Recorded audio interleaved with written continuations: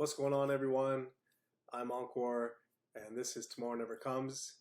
And in today's video, I wanted to go through a website that I enjoy and gives plenty of value in terms of content and information about cryptocurrencies and the entire market.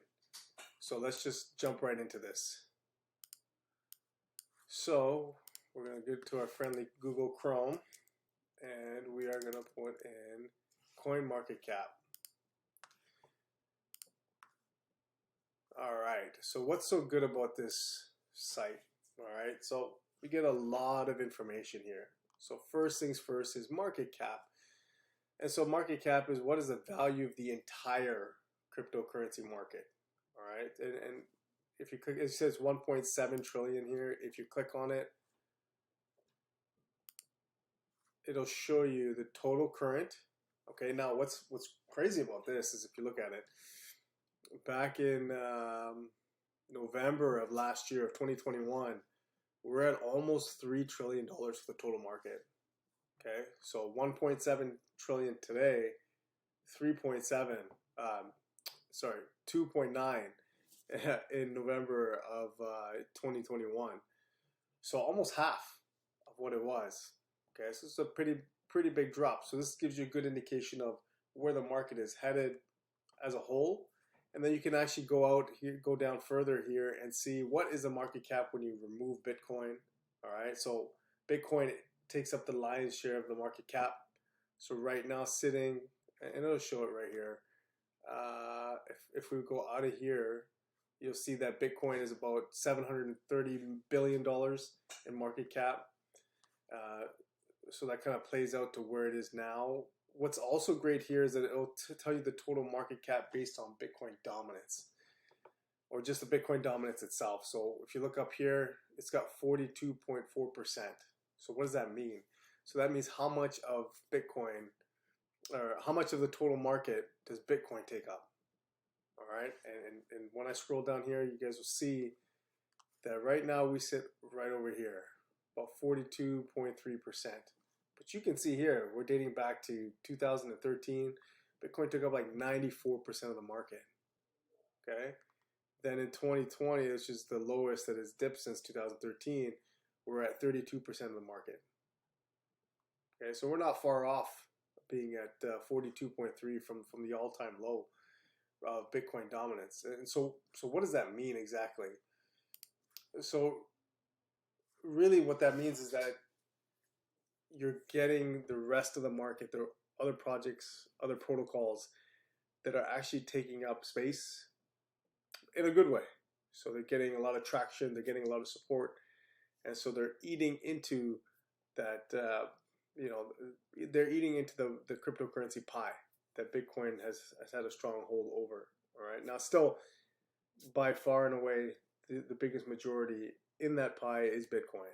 All right, and ETH is number 2 here, and that's hovering just under 18%.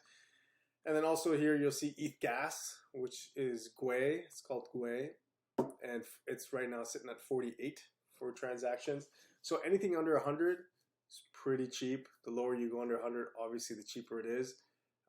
So during that time period of last year, November, we're looking at gas fees that were $200, $500 plus, depending on what was happening at that particular time. So pretty significant gas fees here. So what else is great about this site? Okay, so what I do like about this platform here is that, I mean, here obviously this is common across the board on most of these sites. That'll rank projects by market cap. It'll give you the protocol, it'll give you the price. This is where things are a little bit different. Some will give you 24 hours only. Some will give you 24 hours, 7 days, maybe even a month. Just depends.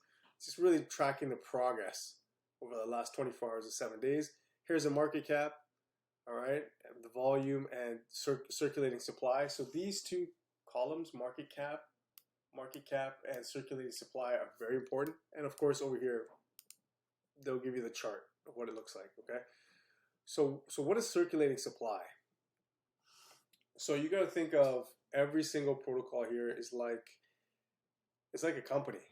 Think of it like a company, okay? And it's going to have maximum number of tokens for the most part. Some have infinity, which is not a good thing. But for the most part, you have a maximum supply of that token. And you want to know how much is actually out there and how much can be released. Because if you have very little bit out there, there is a big amount that can come in and really wipe out the value of the tokens that you hold at that time.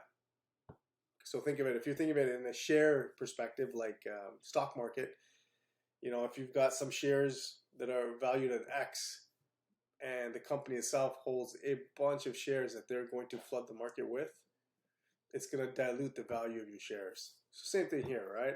So if you look at Bitcoin here, as mentioned before, we're sitting at about 730 billion, just under 730 billion market cap.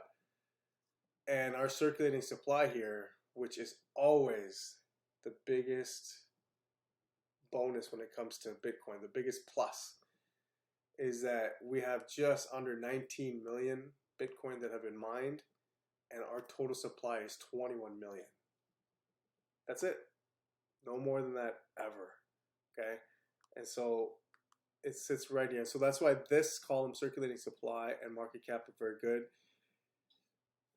And then you can go down the list and it'll just go through all the top projects. You know, the further out you go, the more risky it gets or the less proven it is. You know, within the top 25, 20, 50, pretty solid, but definitely top 25. And the top, even 100, typically pretty safe.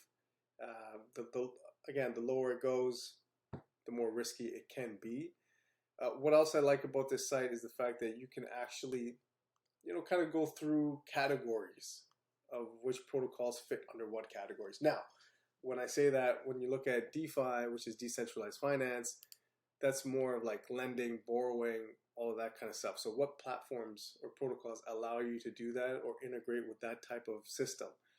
Okay, so Terra Luna, Avalanche, right, Uniswap, like all these will have decentralized finance portions, or they'll have some sort of integration or features related to lending and borrowing. All right.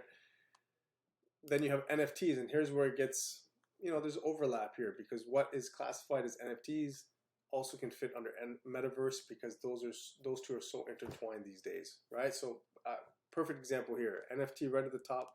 They've got Decentraland, they've got Sandbox, and they've got Axie Infinity. So those are the three biggest. Well, these two, Decentraland and Sandbox, are the biggest metaverse plays, which they put under NFTs, because within the metaverse, the NFT space is quite prominent. So they overlap quite a bit, right? And when you look at Axie Infinity, which is a gaming platform, which also incorporates metaverse and NFTs, everything starts to overlap. And so you just get projects where they're just trying to make it easy for you. You know, what is typically thought of when you think of these platforms. Now here, like I said, Decentralized Sandbox. So if I click over here in Metaverse, here you go again, right? The same four, top four right there: Decentralized Sandbox, Axie Infinity, and Theta. So they've tried to make it a little bit easier, but don't get confused if you kind of see, well, this was under NFTs. Why is this under Metaverse? It's just because these protocols encompass so much now, right? They encompass gaming, they encompass NFTs and metaverse all at once. So they're all going to kind of fit in with each other. All right. But it's a great, what I like about it is that there is some separation. So you do get some clarity. Maybe it makes it a little bit easier for you to remember how things are kind of going, or which, you know, in your mind, all you need to know is what a project does, and for the most part, right? And you got to be able to match this name with this function. So this separates it out for you where you understand what it is, you know, all the better, right? But you can go through categories. They have all kinds of categories here based on protocol, based on functionality. Excuse me. Is it a centralized exchange? Whole bunch of categories. So it's quite a developed site. Gives you so much information depending on what you want to use. You can even track a portfolio. So if you register an account and you put in these different coins into your portfolio, you can track them. You can actually it can link to your actual wallets and give you a breakdown of your portfolio. Yeah, so you can actually so right here, keep track of your profits, losses, and portfolio valuation with our easy to use platform. So there's a lot of functionality, and again, this isn't the only one. This is one that I use for the most part in terms of tracking. I don't use a portfolio one for this, and I'll make a separate video for what I do use in terms of monitoring your portfolio. But most of the sites will have something similar, right, of what I've mentioned. I just find this one much more user-friendly, and it's just comfortable for me. All right, guys, so I just wanted to give you a quick overview of a site that I frequently use, something you guys can, and for me, and I think the other sites have this too, but for anyone who is light sensitive, dark mode always helps. So that's something that's a big factor for me. I hate looking at this shiny screen all the time. And then I'll go through trending, biggest gainers, recently added, all that kind of stuff. All right, so guys, I hope you found some value in this. Coin market cap is a good one. There is CoinGecko and there is a live coin watch as well. But my favorite out of the three is coinmarketcap.com. All right, so hopefully you guys found value in the video. Press like, hit the notification bell, and definitely subscribe and leave some comments, please. I'd love to hear from you guys. All right, remember, tomorrow never comes, and I'll see you in the next one, guys.